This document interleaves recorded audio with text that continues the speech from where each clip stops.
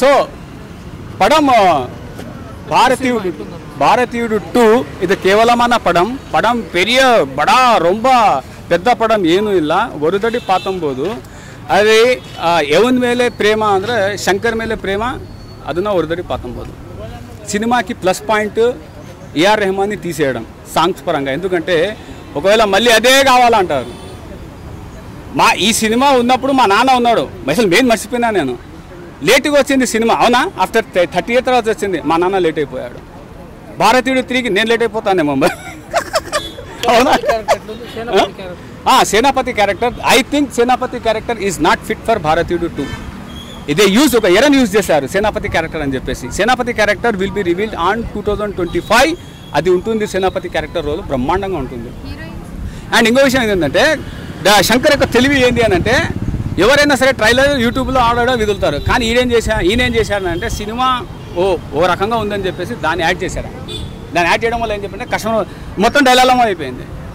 ఇప్పుడు సినిమాకి హిట్ అనాలా సూపర్ హిట్ అనాలా బ్లాక్ బస్టర్ హిట్ అనాలా అనేది డైలామాలో ఉండిపోయాడు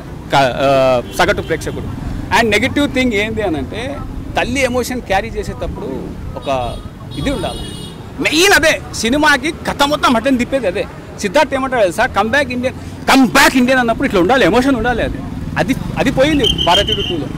అండ్ గో బ్యాక్ అన్నది అది కరెక్ట్ చూపించాడు గో బ్యాక్ అనేటువంటిది క్యారీ చేశాడు మన బొట్టు పైన యాపిల్ పండు వేసేది రాఘవేంద్ర రావే కదా ఇప్పుడు శంకర్ గారు కూడా వచ్చారు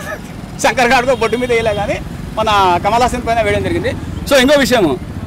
ఆయన మెటల్గా ప్రిపేర్ చేయలేదు సినిమా కథ చెప్పేటప్పుడు ఈయనేమన్నాడు మీరు ముందు దాన్ని ఏమంటారు స్టార్టింగ్ మీరు మిస్ కావద్దు అన్నారు సో ఇదే విధంగా భారతీయుడు 2 అవినీతిని నిర్మూలించాలన్నప్పుడు యువతని మీరు మెంటల్గా ప్రిపేర్ కాండి అనేటువంటిది ఇది కొరవల్ల ఇది నెగిటివ్ పాయింట్ అండ్ ఇంకో థింగ్ ఏంటి అంటే ఆ భారతీయుడు 1లో ఆయన ప్రిపేర్ అయిపోయినాడు మెంటల్గా సస్తే నా కొడుకు వచ్చా ఫస్ట్ మనకి దేశం కావాలని చెప్పేసి సో ఆ విధంగా చేసింటే బాగుంటుంది ఎప్పుడైతే సిద్ధార్థ్ ఫ్యామిలీకి ట్రబుల్ వస్తుందో అదే సిద్ధార్థ్ అంటాడు గో బ్యాక్ ఇండియన్ అని చెప్పేసి సో నాకు తెలిసి మన శంకర్ గారు 3 పడవల పైన ప్రయాణం చేశారు ఐ థింక్ ఒక పడవ పైన చేసింటే కూడా బ్రహ్మాండంగా ఉండేది నాకు తెలిసి 2025 ఒక పడవ పైన ప్రయాణం చేస్తారు ఎవరైనా ట్రైలర్ పార్ట్ 3 అన్నప్పుడు యూట్యూబ్లో దాంట్లో వదులుతారు ఏం చేశాడు దాన్ని వెనకాల అంటగట్టాడు డైలామాలో వేసేసారు ఇప్పుడు ఏం రేటింగ్ ఇవ్వాలి ఎంత రేటింగ్ పందువే అదనా యోచికిరే Vivek sir first of all చెప్పాలా I think Shankar used artificial intelligence లేదు వివేక్ సార్ కామెడీ లేదు